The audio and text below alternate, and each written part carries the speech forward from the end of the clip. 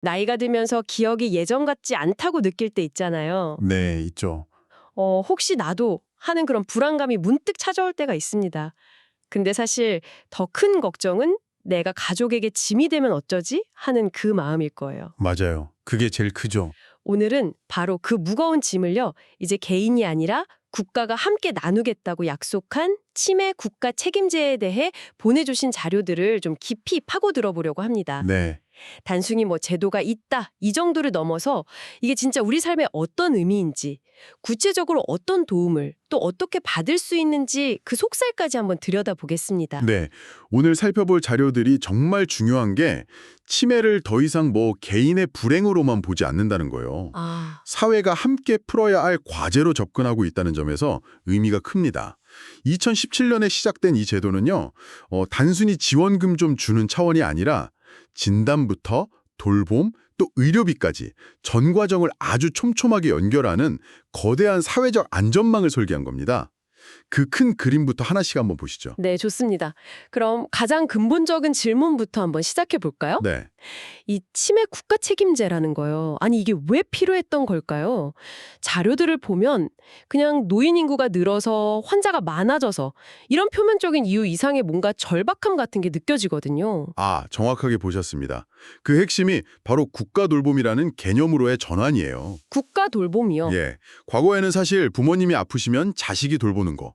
이게 너무 당연했잖아요. 그렇죠. 당연했죠. 근데 자료에서도 지적하듯이 치매는 환자 본인의 존엄성을 무너뜨리는 것뿐만 아니라 온 가족의 삶을 그냥 송두리째 흔드는 질병이거든요. 아, 한 분이 아프시면 온 가족이 직장을 그만두고 경제적으로 무너지고 결국엔 가정이 해체되는 일까지 벌어지니까요. 이게 더 이상 전통적인 가족의 틀 안에서 감당할 수가 없게 된 거죠. 그러니까 효라는 이름으로 모든 책임을 가족한테 떠넘기던 시대를 이제 끝내자. 맞습니다. 이제는 국가라는 더 큰 공동체가 그 책임을 나눠지겠다. 이런 선언 같은 거군요. 바로 그겁니다. 그래서 구체적인 목표도 상당히 파격적이에요. 자료들을 종합해보면 크게 세 가지로 요약할 수 있는데요. 네. 첫째는 치매 안심센터 같은 인프라를 전국 모든 시군구에 설치해서 접근성을 높이는 거고요. 둘째는 노인 장기 요양보험의 본인 부담률을 낮추는 겁니다. 문턱을 낮추는 거군요. 그렇죠. 그리고 마지막 세 번째 목표가 가장 상징적인데요. 치매 의료비의 90%를 건강보험으로 보장하겠다는 겁니다. 90%요? 와, 의료비의 90%라니 이건 정말 엄청난 숫자네요. 엄청나죠? 이게 그냥 돈을 아껴준다는 의미 그 이상인 것 같아요. 정부가 이렇게까지 강력한 신호를 보내는 진짜 이유가 뭘까요? 가족들이 파산하는 걸 막기 위해서인가요? 물론 그것도 아주 큰 이유죠. 근데 그 안에는 더 깊은 전략이 숨어 있습니다. 바로 의료 쇼핑이나 간병 파산을 막는 겁니다. 아, 간병 파산이요? 네.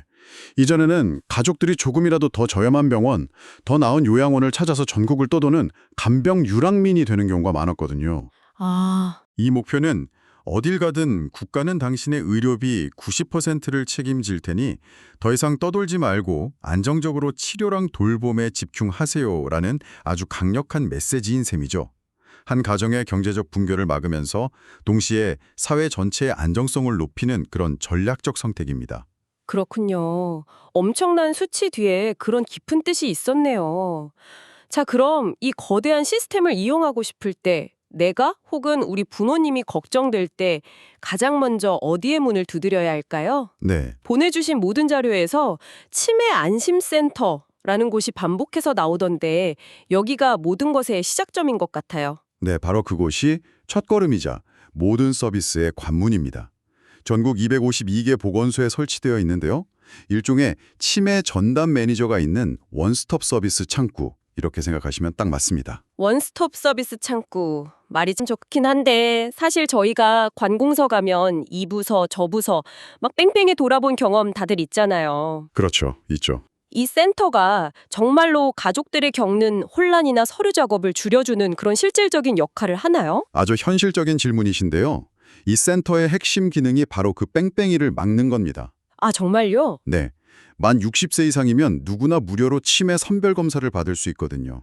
여기서 만약에 인지저하 소견이 나오면 그 다음 단계인 정밀 진단 검사나 원인 감별 검사를 받을 수 있는 병원을 바로 연계해줘요. 아, 연결을 해주는군요. 네. 그리고 기준 중위소득 120% 이하인 분들한테는 검사비까지 지원을 하고요. 즉, 진단을 위해 어디로 가야 할지 막막한 가족에게 구체적인 로드맵을 딱 제시해 주는 거죠. 아, 그러니까 길을 알려주는 내비게이션 역할이네요. 맞습니다. 근데 검사만 해주고 끝나는 건 아닐 것 같아요. 자료에 맞춤형 사례 관리라는 말이 있던데 이게 바로 그 관문 역할을 하는 핵심 기능이겠네요? 네, 맞습니다.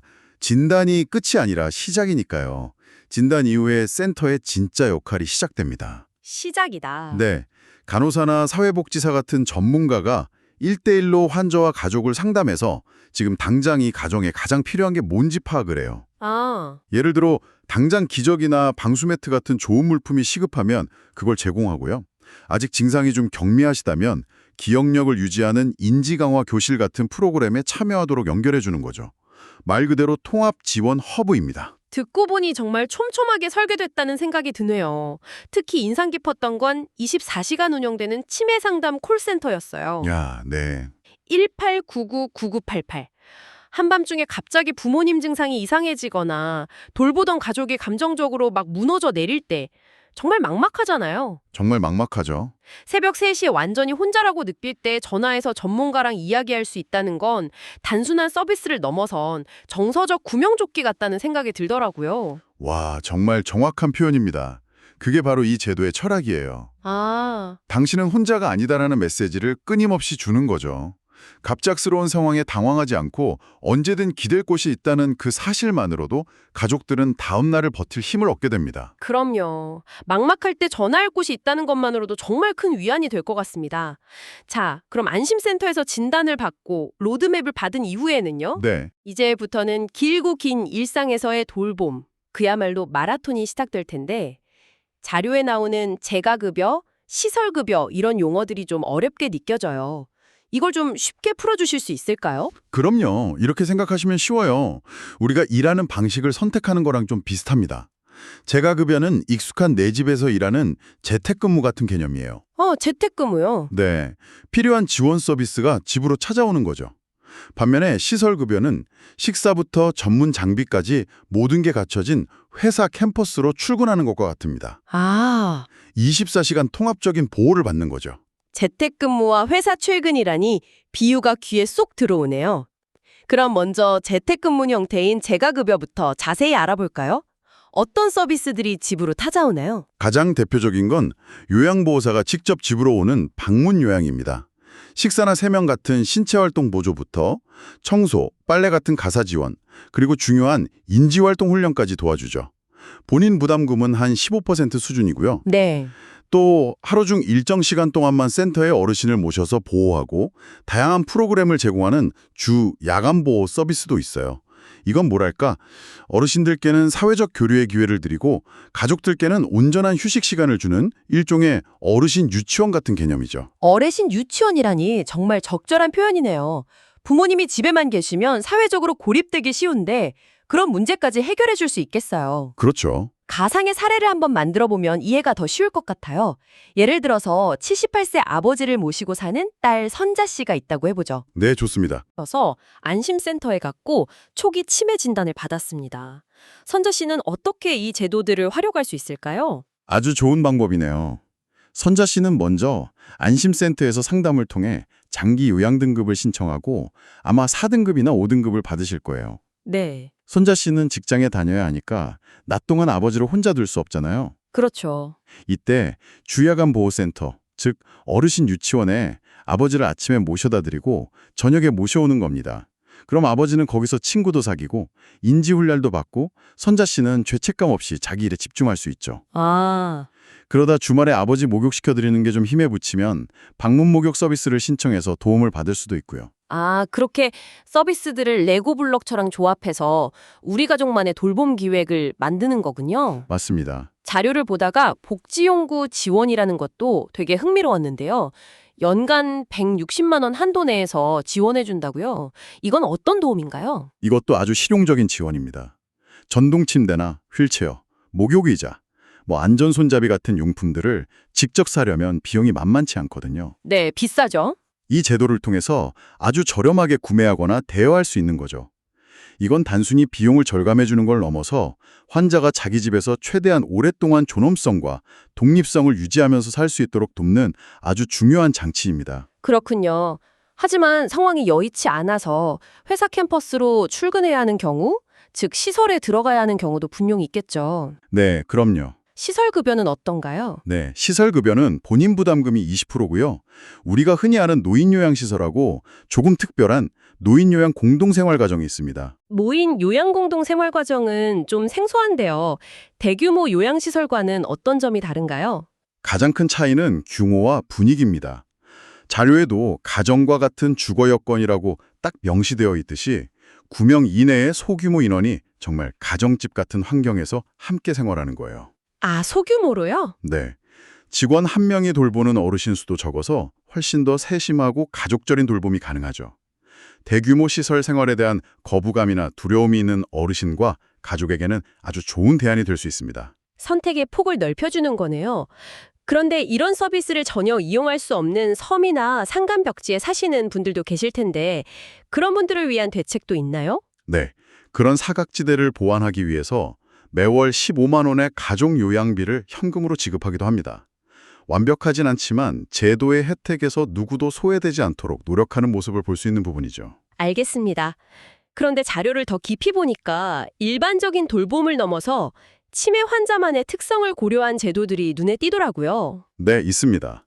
치매 전담형 기관이라는 건 구체적으로 뭐가 다른 건가요? 치매 어르신들은 갑자기 불안해하시거나 밤에 잠을 안 주무시고 집안을 배회하는 그런 예측 불가능한 행동을 보일 때가 많거든요. 네. 일반 요양시설에서는 이런 행동을 통제하기가 어려워서 좀 문제를 일으키는 환자로 취급받기 쉽죠. 치매 전담형 장기요양기관은 바로 이런 특성을 고려한 맞춤형 시설입니다. 맞춤형이라면 인력이나 시설이 다르다는 뜻이겠군요. 그렇습니다. 치매 전문 교육을 이수한 요양보호사를 의무적으로 배치하고요. 시설 환경 자체도 달라요. 예를 들어서 어르신들이 안정감을 느낄 수 있도록 옛날 집처럼 꾸민다거나 계속 걸어도 막다른 길이 나오지 않게 복도를 순환형 구조로 설계하는 식이죠. 아, 인지 기능을 유지시키고 문제 행동의 원인을 이해하고 완화하는 데 초점을 맞춘 한 단계 더 진화한 돌봄 서비스라고 할 수 있습니다. 듣기만 해도 환자나 가족 모두에게 훨씬 더 안정감을 주겠네요. 사실 환자만큼, 아니 어쩌면 그 이상으로 힘든 게 곁에서 24시간 돌보는 가족일 텐데요. 정말 그렇죠. 정말 잠시라도 숨 돌릴 틈이 없을 것 같아요. 이런 가족들을 위한 제도는 없나요? 바로 그 지점이 이 제도의 가장 인간적인 부분이라고 생각합니다. 치매 가족 휴가제가 바로 그 해답입니다. 치매 가족 휴가제요. 네. 이름 그대로 간병에 지쳐서 모든 걸 포기하고 싶은 가족에게 휴가를 주는 제도입니다. 휴가라니 정말 절실한 제도네요. 구체적으로 어떻게 이용할 수 있나요? 가족들이 잠시 여행을 가거나 병원 진료를 받거나 그냥 며칠이라도 푹 쉬면서 재충전의 시간을 가질 수 있도록 연간 6일까지 단기보호시설을 이용할 수 있게 지원합니다. 아, 특히 1, 2등급의 중증 환자를 돌보는 경우에는 선택지가 하나 더 있는데요. 연간 12회까지 종일 방문 요양 서비스를 이용할 수도 있습니다. 24시간 돌봐주는 거군요. 네, 요양보호사가 24시간 집으로 와서 어르신을 돌봐주는 거죠. 이건 단순히 며칠 쉬게 해주는 걸 넘어서 당신이 무너지면 안 된다, 당신도 소중하다는 국가의 위로이자 지지인 셈입니다. 정말 그렇네요. 돌봄의 주체인 가족이 건강해야 환자도 제대로 돌볼 수 있으니까요. 자, 결국 가장 현실적인 문제인 돈 이야기로 돌아와 보겠습니다. 네, 앞서 의료비의 90%를 건강보험으로 보장하는 게 목표라고 하셨는데 이걸 실현하는 구체적인 제도가 바로 중증치매 산정특례 제도인 거죠? 네, 맞습니다. 이게 의료비 부담을 덜어주는 가장 핵심적인 지원책이에요. 임상치매 척도, CBR이라고 하는데요. 2점 이상 등 특정 기준을 충족하는 중증치매 환자로 등록이 되면 그때부터 건강보험이 적용되는 모든 치료비의 딱 10%만 본인이 부담하게 됩니다. 예를 들어서 병원비가 10만 원 나왔다면 10만 원만 내면 된다는 뜻이네요? 맞습니다. 나머지 90만 원은 건강보험에서 내주고요. 그렇습니다. 치매는 한 번 진단받으면 10년 이상 장기적으로 관리해야 하는 병이잖아요. 약값, 검사비, 입원비가 계속 들어가죠. 아, 이 제도가 없다면 평생 성실하게 살아온 중산층 가정도 단 하나의 질병 때문에 순식간에 무너질 수 있습니다. 이 제도는 바로 그 붕괴를 막는 최후의 경제적 안전장치 역할을 하고 있습니다. 알겠습니다.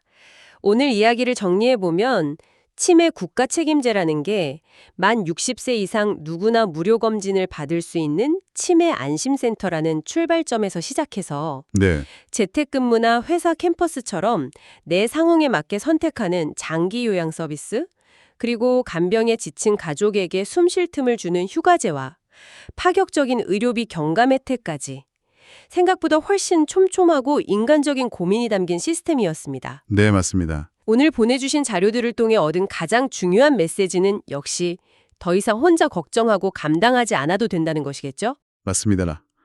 오늘 우리가 살펴본 자료들은 주로 치매 진단 이후에 돌봄과 관리에 국가가 얼마나 든든한 지원군이 되어주는지에 초점을 맞췄습니다.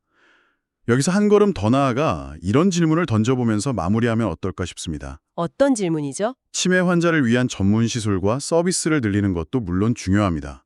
하지만 그것을 넘어서 우리가 사는 동네와 지역사회 전체가 치매에 대해 더 잘 이해하고 자연스럽게 함께 살아갈 수 있는 치매 친화적 환경을 만들려면 무엇이 필요할까요? 길 잃은 어르신을 발견했을 때, 마트에서 계산을 못하고 당황하는 어르신을 만났을 때 우리는 어떻게 행동해야 할까요?